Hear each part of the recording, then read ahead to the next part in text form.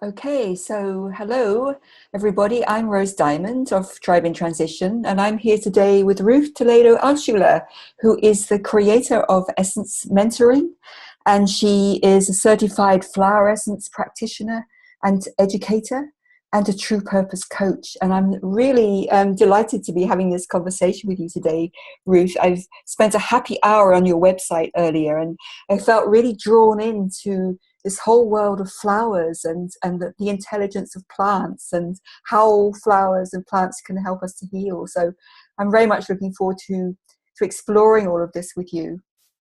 So let's start with if you were describing what you do in flower essence mentoring to someone who had never experienced it before and didn't know anything about flower healing power flowers, how would you describe your work? Okay, so what I have, I'm just probably tell a story of how I came into this. I stumbled upon a book about Bach flower remedies, and that's usually the doorway that most people get into this. And I was enchanted to discover that there were certain states that people are that were matching the qualities of certain flower remedies. And I was really intrigued about the descriptions of these states, and even more so when I learned more about each one of the plants. So, for instance, there's one plant that is actually an invasive plant in England called impatiens, and you've probably seen it around. And this plant, it has this seed pod that throws the seeds. Suddenly, it throws a lot of seeds, and a lot of little plants grow, and it grows really big. And then in the late summer in England, at least, it has many pink flowers that kind of hang in a balance. And they have this, some of them are more reddish, but the ones from which they make the essence are light mauve colored. And they're kind of suspended in the air. They have this complex shape and they hang in that balance with that soft color. While the leaves have serrated edges and there's even a little red, and when the plant grows, it grows very fast, and the pointed leaves are kind of almost like aggressive in a way. But then the flower brings this balance. Well, that turned out to be the first flower remedy that I've taken. And the reason why was that they would describe the person who needed that essence as someone whose mind worked so fast that their words would kind of overlap each other, and it was so hard for them to wait for the other person to finish a sentence because they already had the word of what they were going to say. And when I read that, I said, gosh, I really need that one because that's so much the way that I tend to be. So that was the first flower essence I have taken. And when I did, a lot of things happened to me in terms of my experience that I won't even go into. It's, yet another whole story. But one of them was that I really was able to learn in my own experience how it was to be okay about sitting and listening and waiting until it was my turn to then express my thought.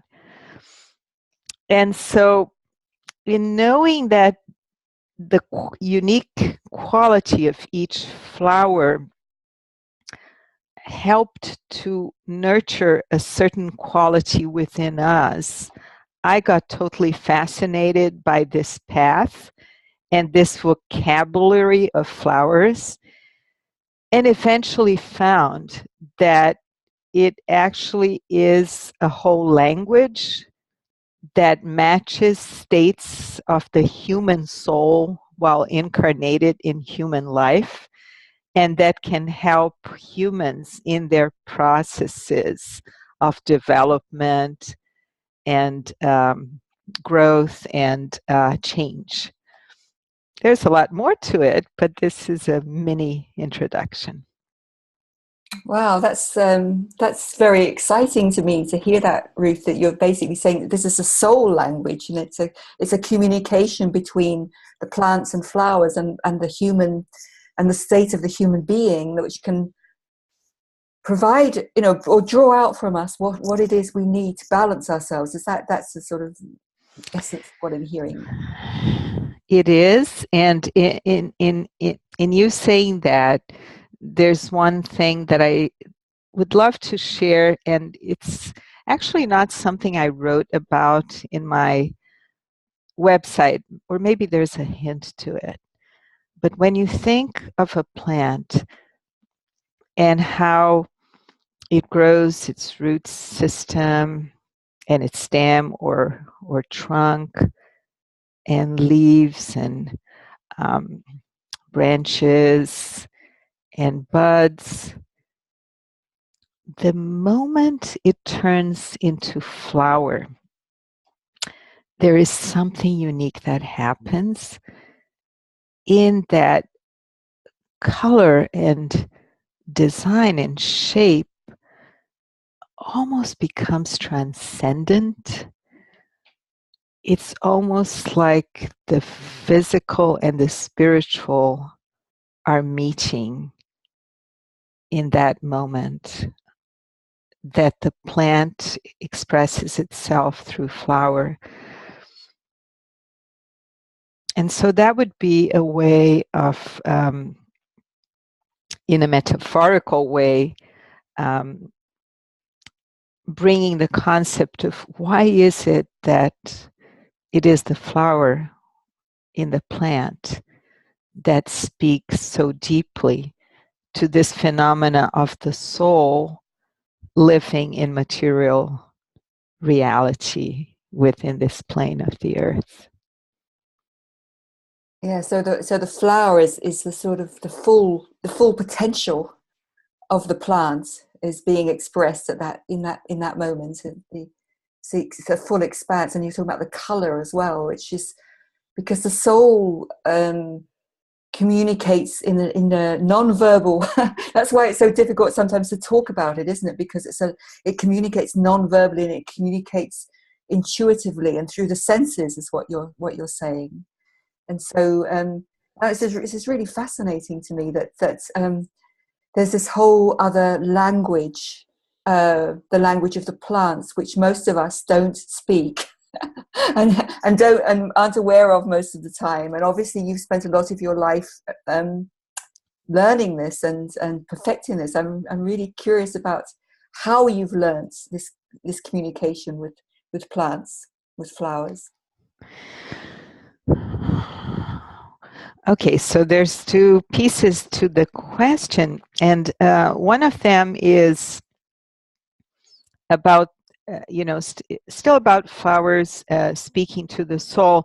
And now I'm going to bring the physical aspect, because it is in the moment that the plant turns into flower that it is preparing its the possibility of the continuity of its species. It's preparing to bring new life, more of itself, let's say, to life.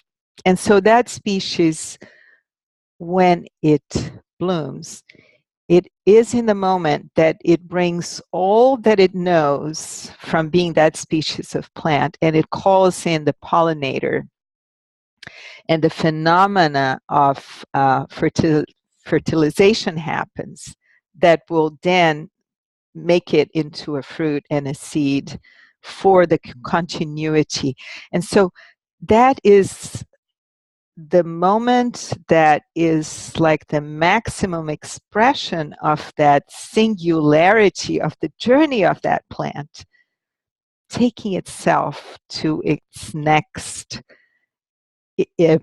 stage of existence, like giving life to new plants of that same kind. So there is a special language that speaks about singularity and renewal and change and evolution in the process of the flower, of the flowering plant, the plant in that moment of flowering. And plants have been in the planet for much longer than we have, and they have been experiencing and learning so much around change and evolving and adaptation and transitioning and enduring different conditions, and yet recreating themselves and creating new modes of adaptation. And we as humans, we also have been, evolving and creating all sorts of adaptations, oftentimes not very much in harmony with our environment, with others around us, and with ourselves. And it is on that plants can actually, through their wisdom and experience, they can teach us when we're able to find the ones that match the specific issues and patterns that we are possibly struggling with in our journey. Yes, and you also write on your website about the cyclical nature of the life of plants, which has a lot to teach us. From you talk about the self-creating, the transitioning, the transformational aspect of it. There's a letting go as well. That which humans have so much difficulty with often. We find it very difficult to let go often. So. Um, yeah, so you're basically saying all of this is intelligence and information and vibration that's held within each plant, within each flower, that can communicate to us once it's been created into the form of an essence. Is that right? Exactly. Yeah. And I know you had asked me earlier and I didn't complete the answer. You had asked me about how did I learn? And it may not, I have had many mentors, many teachers, and I have learned from their research how they actually tapped in and gathered information about the unique qualities of each one of those plants. And they actually did also systematic research on the responses that people would have as a result of taking these essences. And so the knowledge about the qualities of each plant has evolved over time through a lot of input from different practitioners, and also through our own observation of the plant throughout the seasons and throughout our own affinity and exploration. Once we become curious about it, and then we begin to explore. And there's also a lot of the knowledge that herbalists have about certain plants that serve as one of the aspects, and then there's stories and a lot of things that are part of this body of knowledge of flower essence therapy and the language of the information shared about the intelligence of each plant. And so now weaving that with your last question, you were actually quoting what I say in my website, that each flower essence contains an imprint of the information that plant imparts in that moment of flowering about its journey and what it knows about living in terms of cycles of growth and change and evolving, and also letting go and allowing the transformation to happen, dying and being reborn, and all of that. Yes. And so, in that sense, each flower essence contains unique imprints of information related to the wisdom of that one plant.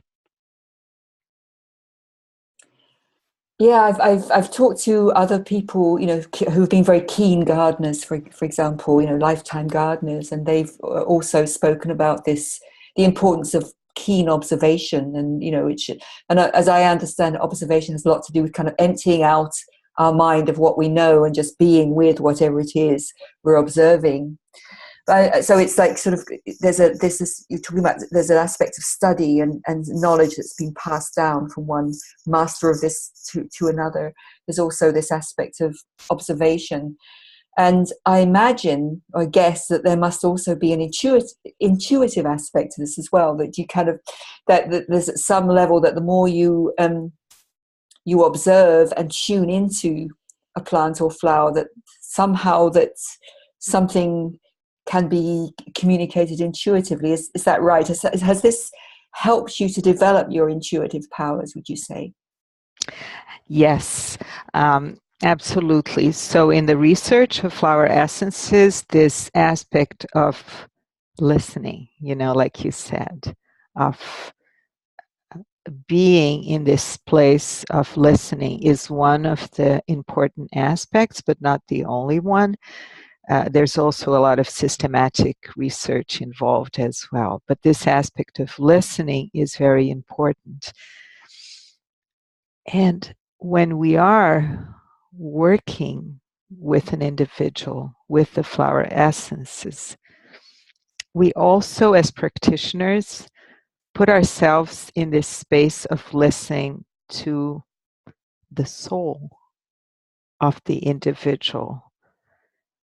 So, beyond the facts, what's happening, what he said, she said, what they've done to me, what life has done to me, there is that narrative that permeates the whole process. There is the voice of the soul. There is that presence of the soul.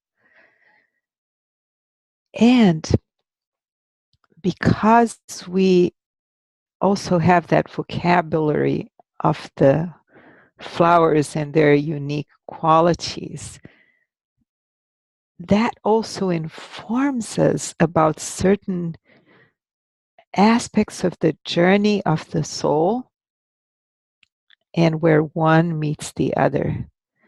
And this is the most fascinating thing for me always in doing this work, is when I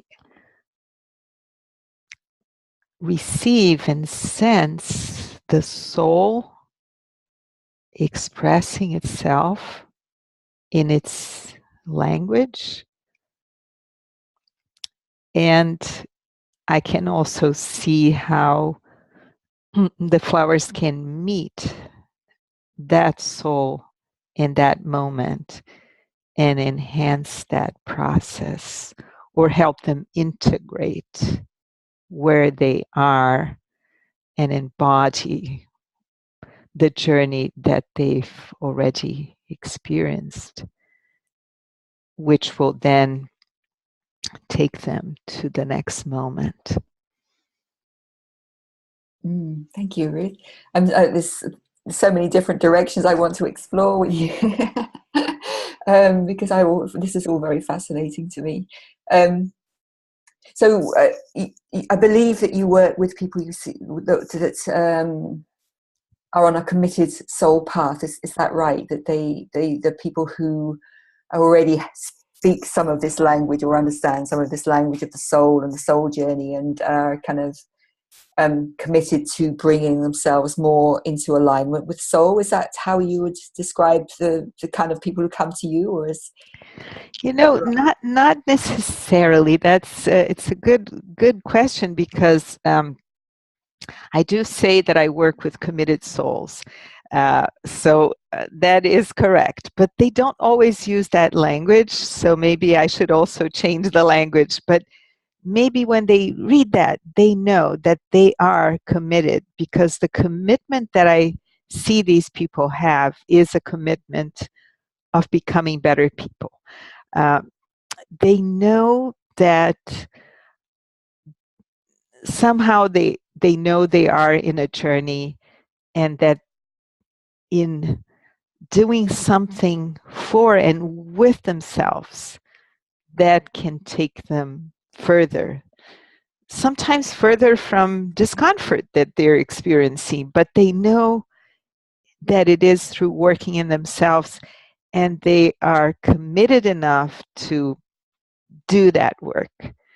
But they don't necessarily speak about the soul, but they are drawn to that possibility, uh, even if they haven't had conversations about their soul path. That is something that touches them when it's addressed. Yes, I think that's we're attracted to the resonance or the vibration of a person, in this case yourself, or and also there's sort of the the vibration and the resonance of the form that you're offering, the flower, the flower intelligence and information, and we don't necessarily need to understand it. I think that's partly what you're saying. That I will say at this point that I've actually had a session with you, and have been taking you some essences for the last couple of months, and it is kind of it's a process that you don't necessarily have to understand. It just kind of, it just happens. It's just something, I've seen it as a support, a form of support that's working to bring out my next steps, if you like, my next fullest flowering. And it certainly has been doing that for me. I can feel it. I kind of knew before I came to see you that there was something coming up, and I can feel that I've been stepping into that, and I'm sure that the flower essences have been supporting me to step into that. And it's actually been a really beautiful process. But perhaps you'd like to talk about, when somebody comes to see you, what happens, what can they expect from the session? Yeah. So once we meet and we sit down to talk, even when we sit to talk over video and Zoom, like we're doing today here, as they begin to tell me where they are, what's going on, and I begin to ask questions, and I begin to intuitively sense the essences that are coming up for them, and that brings up more questions. What ends up happening is almost like a snapshot, a picture of where they are now, and what the flowering possibilities are, what the evolving possibilities are, what is evolving from that moment that they are in, and how the essences can meet that moment as a form of living support, which is also a form of helping them access the living support that is around them, from nature, from the earth, from the spiritual realm, from their own hearts, from their own inner wisdom, from their own deeper soul journey. One of the things that I believe is one of the most powerful attributes of flower essence therapy is exactly this integration. Sometimes we have a lot of inner wisdom, but we're not tapping and consulting our inner wisdom. Um, we live in places where we could go for walks and tapping or even connect with the tree that stands right by our house and feel its presence, but we're not tapping into that connection. And oftentimes we may even already have or not, and that needs to be cultivated, a connection with our higher guidance and wisdom, but we're not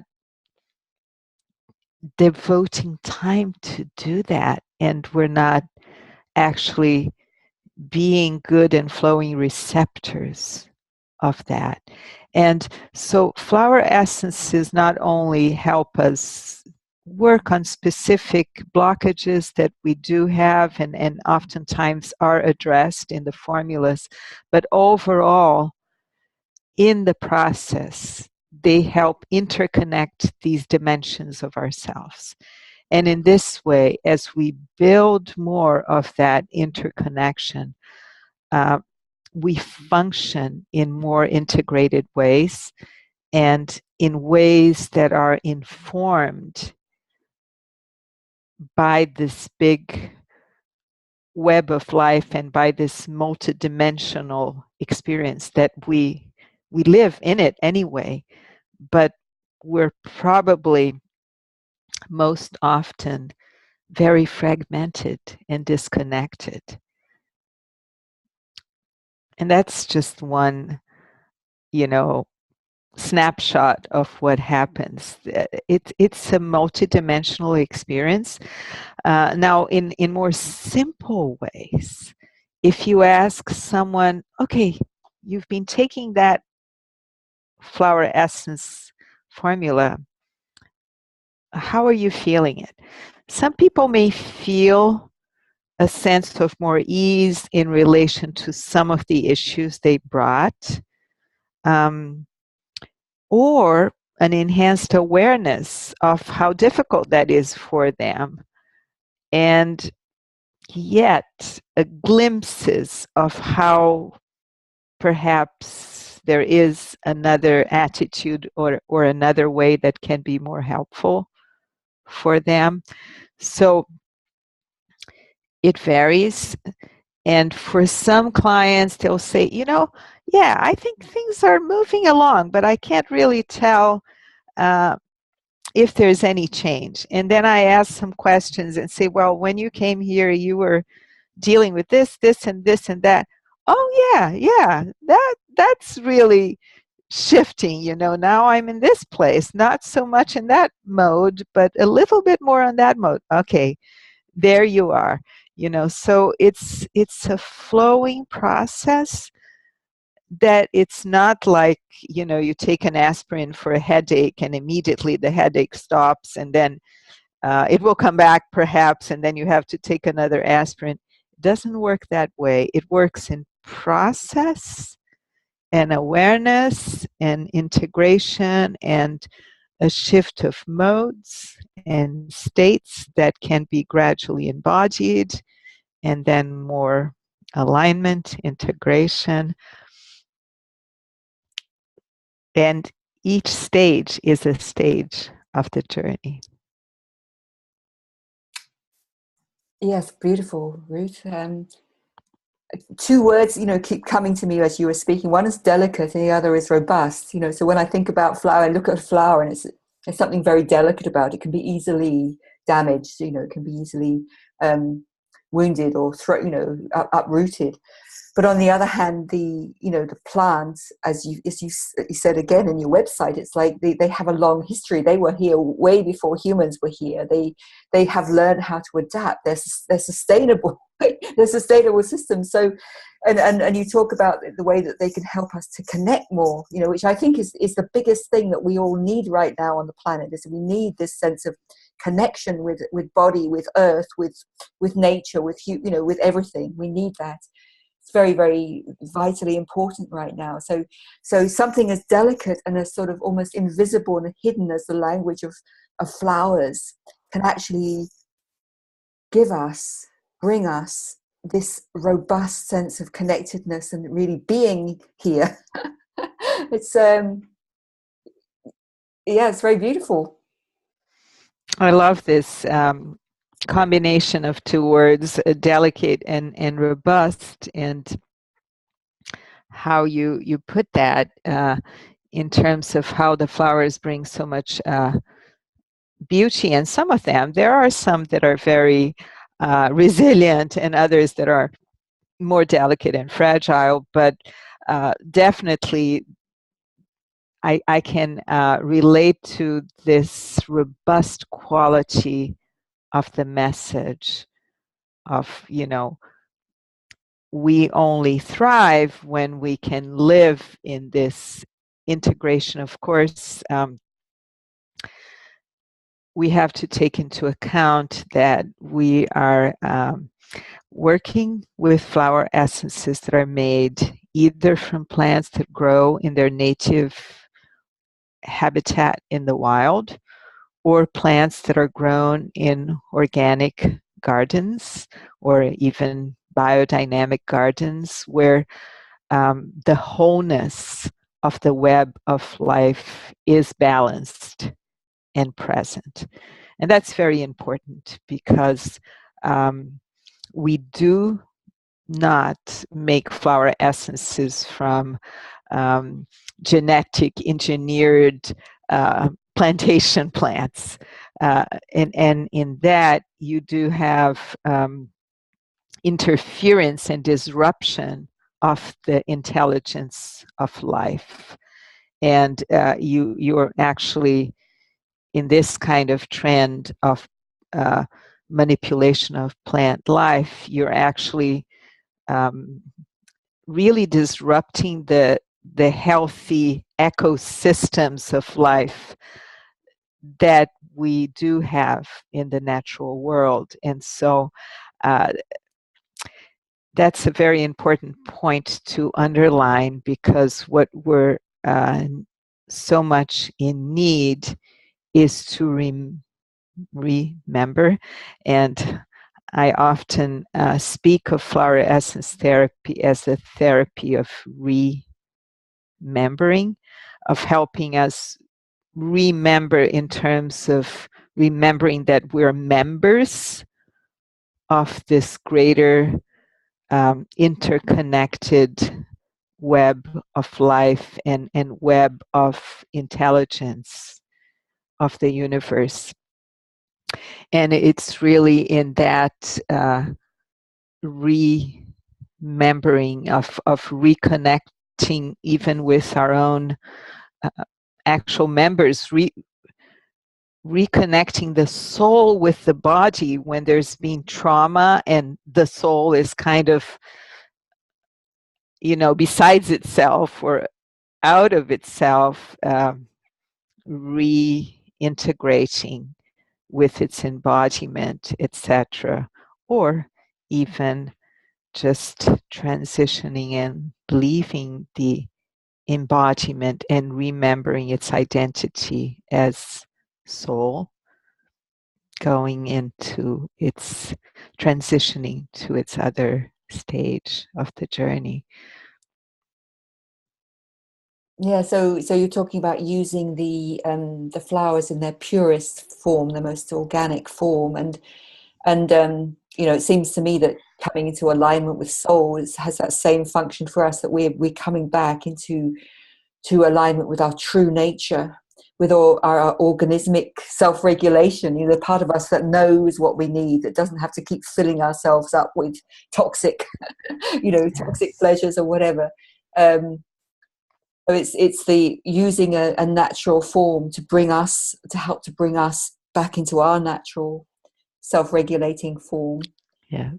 I'd just like to, and this is a huge subject, so we probably won't go too far into it. But you've mentioned the soul journey several times, and as you know, that's part of my work that I've been delving into for decades now. Can you say a bit about? So when people are coming to you, are you teaching about the soul journey? And how does that kind of really come into your work? Okay, the way I see it, I'll just use I had a teacher that gave a metaphoric image of the soul journey that I really loved. And so I'll take a little time with that because I think it's worth it since this conversation is about the soul. And I used to love, it was my favorite lecture. I was his translator and I was always telling it in another language again and again. And it would talk about this moment of explosion in which this one fragmented into multiple little sparks, and each one went on their journey to discover who they were. And they would go in this long journey and would experience all kinds of things and would gather experience and begin to build more of a mass of light and information and experience. And um, through experiences, it would draw experiences to itself, and it would grapple with those experiences and experience a lot of challenges, but then it would build some more resources and it would grow more and more until it eventually would begin to look more into itself and try to discover its true source and its true origin. And this would be the moment in which it would go back towards source, towards discovering its true nature as a spark of that light, of that unity, and it would eventually travel its way back to its innermost source. But in that journey, there are so many trials, there are so many thresholds. There is attachment, and then there is the need to let go. There is the pain, there is infatuation, and then there is the pain of lost love.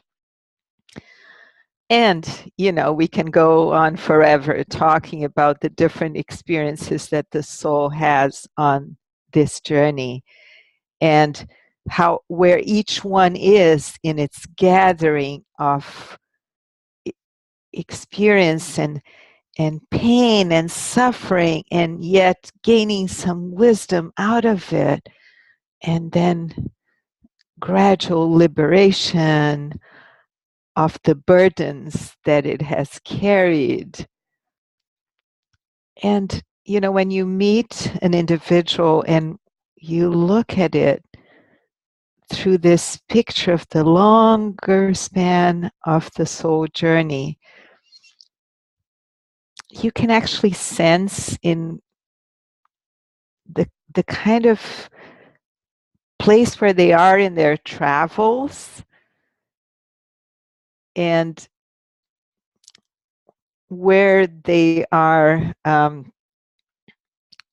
full of distilled riches of what they've gathered, and what are the aspects of the stuff that they're actually grappling with and struggling with, and how that movement can happen to the next stage. It's a big journey with many cycles. It's a big spiral journey, as you well know. And there's some other stories about the soul journey that one day I will share as well in another opportunity. But I love those metaphoric stories of the journey of the soul. Yes, thank you, Ruth. Yes, I'd love to talk more about this. I think we've just kind of going across the first sort of the first taste of it right now. And I'm just thinking, you were referring to this earlier about how the essences work in a way that it seems to me that an important part of the healing process, which is the soul journey is a healing process, in at least in part of healing and creative process, is that we, as you say, we remember, we have more expanded glimpses of our true nature and the true nature of everything. And then we also, when there's light, there's also shadow, so we also can have times of feeling the discomfort, and certainly just thinking of my own experiences, I've been taking the essences there. I've certainly had a sense of a much more expanded spaciousness that I'm inhabiting, and a much more flowing, easy, creative flow, creative process. And then alongside of that, there will be the times when I'm kind of feeling quite sort of, contracted again, and I'm seeing what's stopping me from living all the time in this more spacious and graceful, easy flow, which is of course where I want to be all the time.